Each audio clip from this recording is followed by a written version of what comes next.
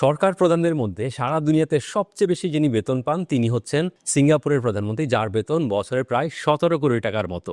এরপরে যিনি আছেন তিনি হচ্ছেন হংকং এর চিফ এক্সিকিউটিভ, তিনি পান 7 কোটি 40 লাখ টাকার মতো। এরপরে রয়েছেন সুইজারল্যান্ডের প্রেসিডেন্ট, তার বেতন প্রায় 5 কোটি 60 লাখ টাকার মতো। এবং এর পরের পজিশনে রয়েছেন যুক্তরাষ্ট্রের প্রেসিডেন্ট, তার বেতন প্রায় 5 কোটি টাকার আশেপাশে ধরতে পারেন। এবং এর পরের পজিশনে রয়েছেন অস্ট্রেলিয়ার প্রধানমন্ত্রী, যার বেতন 4 কোটি 10 লাখ টাকা এরকম আশেপাশে হবে। এবার আমরা যদি সাউথ এশিয়াতে আসি, বাংলাদেশের প্রধানমন্ত্রীর বছরের বেতন 13,80,000 টাকা এবং ভারতের প্রধানমন্ত্রীর বেতন 24 লাখ টাকা, আর শ্রীলঙ্কার প্রেসিডেন্টের বেতন 60 লাখ টাকা।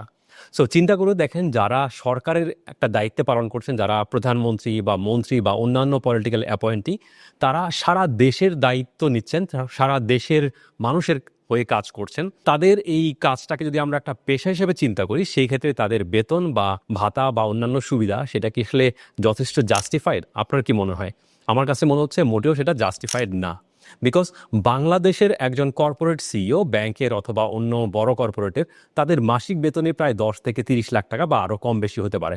আমরা এমএনসির কথা বাদই দিলাম। তো সারা দুনিয়ায় যারা সরকারে থাকেন, প্রধানমন্ত্রী বা অন্যান্য পলিটিক্যাল অ্যাপয়েন্টি বা নিয়োগ, তাদেরকে যদি যথাযথ বেতন ভাতা বা অন্যান্য সুবিধা দেওয়া হয় এবং তাদের এই কাজটাকে যদি একটা মহৎ সেবা হিসেবে না দেখে যদি একটা পেশা হিসেবে দেখা হয় এবং সেইভাবে তাদেরকে জাস্টিফাইড ওয়েতে কম্পেনসেশন দেওয়া হয়, সেই ক্ষেত্রে কি আমরা সারা দুনিয়ায় যেরকম বড় বড় দুর্নীতির কথা শুনতে পাই পলিটিক্যাল অ্যাপয়েন্টিদের, সেটা কি কমে আসতে পারে কিনা? আপনার কি মনে হয়? আমার মনে হয় কমে আসবে। সো আপনার ওপিনিয়ন কমেন্টে জানান। Thank you.